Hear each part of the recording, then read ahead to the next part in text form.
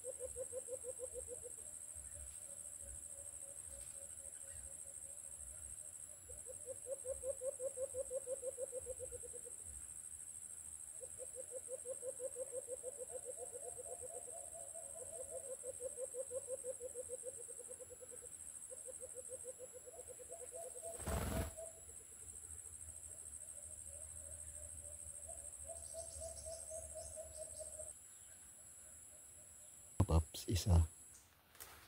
Sit up number 5 na pala to mga paps. At sayang yung alpas dito, at akala ko nahuli na dahil hindi na humuhuni si Mr. Lee. Hindi ko kasi masilip dahil malapit lang ako ni Mr. Lee. Nagtatago ako dito sa saging. Pag sinisilip ko tapos yung alpas nandyan, makita ko, kaya hindi ko na lang sinilip. Kaya akala ko dumapo na dahil hindi na humuhuni si Mr. Lee. Yun pala, yung alpas dito lang sa gilid, pabalik-balik, pabalik-balik. Kaya paglapit ko, yun, lumipad yung alpas.